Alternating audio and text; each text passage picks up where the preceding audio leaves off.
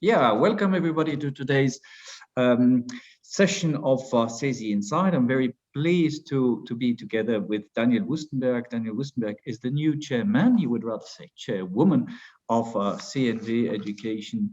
Welcome, Daniëlle, here to our session today. Thank you. Daniëlle, can you say a little bit about your organization, CNV Education in English? What are you doing? Well, I started during the Corona period, which is a very special time to start a new job. CNV in the Netherlands is one of the largest unions, and our educational department provides assistance for professionals in all educational sectors in the Netherlands. We are very busy at the moment with the Corona topics that are going on, since we're still partially in a lockdown at the moment. We're doing a lot of online meetups at the moment, but also our legal department is providing assistance to people on individual cases. And in general, we talk with the policymakers in the Netherlands about what is going on in the different sectors of education in the Netherlands. And if you say the main subjects you're actually dealing with at the moment, beyond or beside Corona? Well, how to provide all pupils in the Netherlands with the best chances in their educational life. So, for instance, the children, how do we get them from the primary schools to the secondary schools in a proper way, given all the new possibilities modern life has to offer us, but also how can we maintain university education possible for everybody, since we used to have a system where everybody got a sort of a study fund and a monthly payment, and our politics canceled that a few years ago. We just had elections. So for us at the moment, we are pretty strong on making a new set of circumstances so that both for professionals and for students, it's important, it is possible to have the best study in their life. Now you speak of equal opportunities, and I know that, I mean, these are not only challenges you're facing in the Netherlands, but in many other countries also, to say, I mean, of course, when you look at the status of some of the schools, or when you think of the shortages of stuff, I mean, this certainly requires also an amount of, I wouldn't say spending, but investment in the education sector.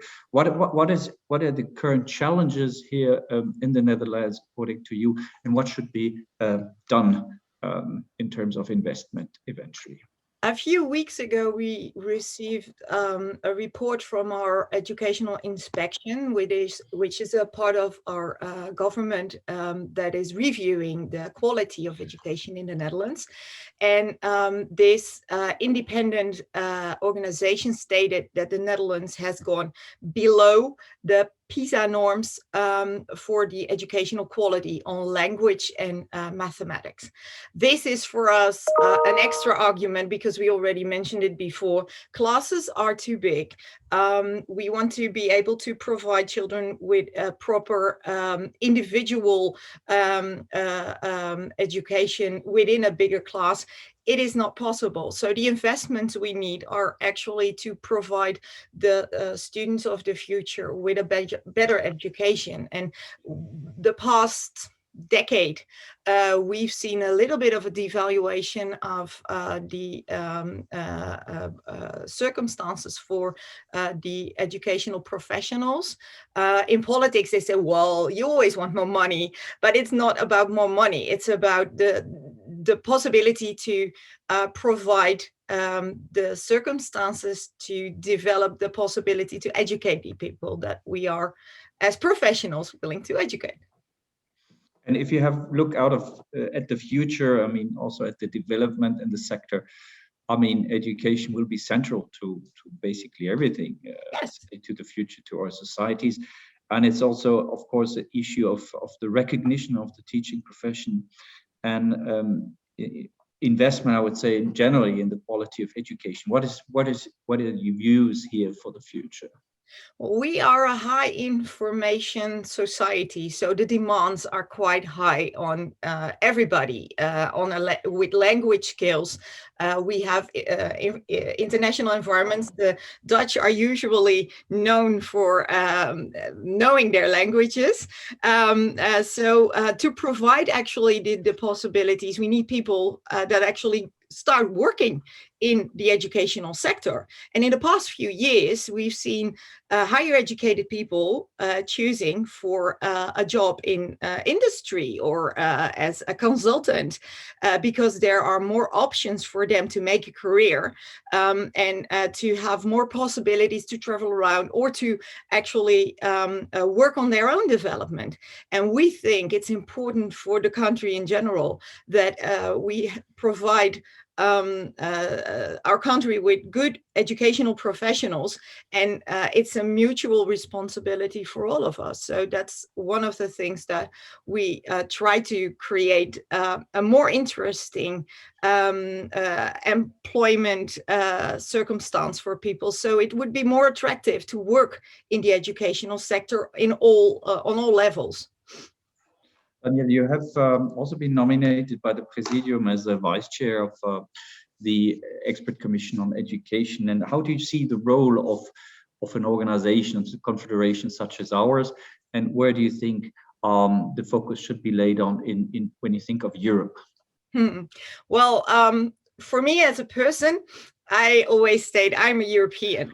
I live in the Netherlands, but very close to the Belgian border. And within 2 hours, you're in Germany, 3 hours, you're in Luxembourg, and in 4 hours, you're in Paris. And I think that's one of the brilliant things about living in Europe, that we have all these different cultures. At the same time, we have to make an extra effort in understanding one another. And I think on a global, from a global perspective, Europe is one of the best parts of the world to be. And I definitely want to contribute to help and keep it that way, because I think there are a lot of challenges if we look at it on a larger perspective between the United States and China. We have a job to do. Daniëlle, thanks a lot.